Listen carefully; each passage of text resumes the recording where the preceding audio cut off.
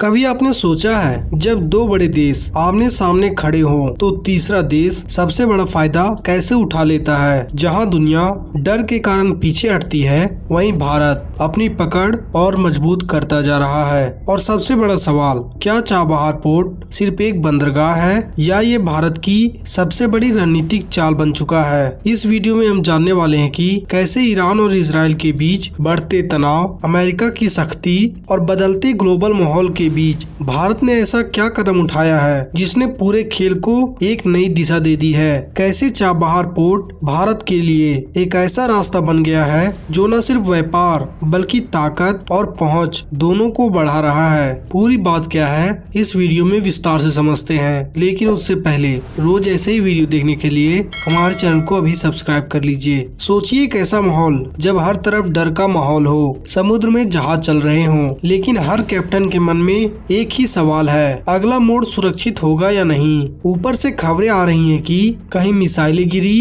कहीं हमला हुआ और कहीं रास्ते बंद हुए। ऐसे माहौल में कोई भी देश सबसे पहले क्या करता है, अपने कदम पीछे लेता है। लेकिन भारत ने ऐसा नहीं किया। जब मिडिल ईस्ट में हालात बिगड़ रहे थे, तब भारत ने दूरी बनाने के बजाय अपनी मौजूदगी और मजबूत करना शुरू कर दिया। ये कोई अचानक लिया गया फैसला नहीं था, इसके पीछे सालों की तैयारी और उससे भी ज्यादा सही समय का इंतजार था। दुनिया के ज्यादातर देश एक ही गलती बार बार करते हैं, वो मौके को तब पहचानते हैं जब वो गुजर चुका होता है। लेकिन भारत ने इस बार मौके को आते देख लिया। दुनिया का बहुत बड़ा व्यापार कुछ खास समुद्री रास्ते से गुजरता है। अगर इन रास्तों में जरा सा भी खतरा आता है तो पूरी दुनिया की सप्लाई चेन हिल जाती है। तेल महंगा हो जाता है, सामान देरी से पहुंचता है और हर देश की जेब पर असर पड़ता है। ऐसे में हर देश चाहता है कि उसके पास एक बैकअप प्लान हो। भारत ने यही बैकअप प्लान पहले से तैयार कर रखा था। उसका नाम है चाबहार। चाबहार की खास बात ये नहीं कि वहाँ एक बड़ा पोर्ट है, असली बात ये है कि ये भारत को एक ऐसा रास्ता देता है जहाँ से उसे किसी दूसरे देश पर निर्भर रहना नहीं पड़ता। पहले की बात है, अगर भारत को अफगानिस्तान या उसके आगे के देशों तक सामान भेजना होता था, तब उसे पाकिस्तान के रास्ते की जरूरत होती थी। और आप समझ सकते हैं कि वो रास्ता कितना आसान था। लेकिन चाबहार ने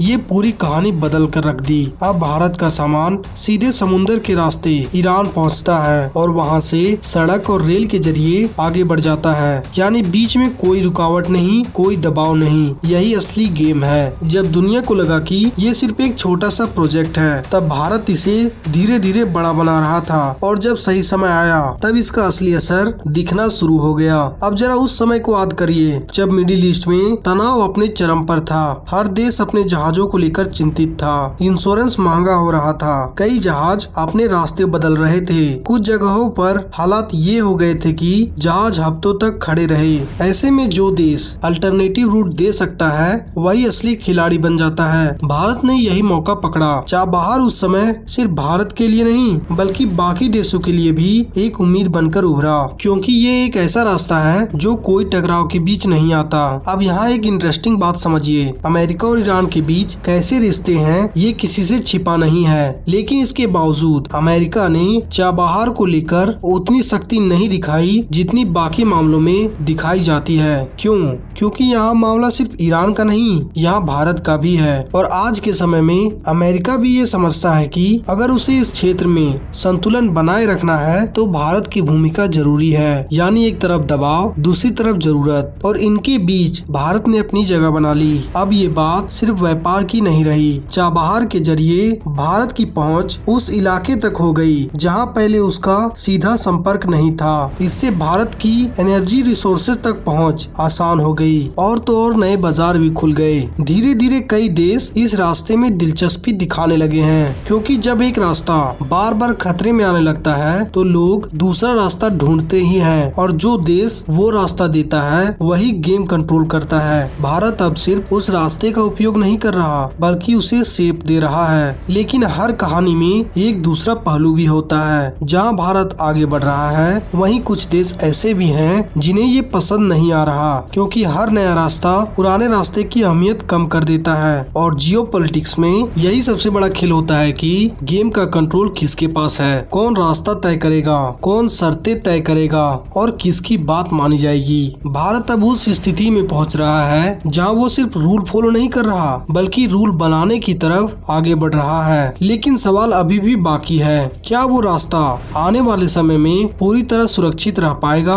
क्या बढ़ता हुआ तनाव इसे प्रभावित कर सकता है और क्या बाकी ताकतें इसे आसानी से एक्सेप्ट कर लेगी? आपको क्या लगता है? आप अपने विचार कमेंट में जरूर लिखें और अगर आपको ये वीडियो पसंद आया हो तो ऐसे ही वीडियो देखने के लिए इस वीडियो को लाइक करके हमारे चैनल को सब्सक्राइब कर लीजिए। मिलते हैं अगली वीडियो में। धन्यवाद।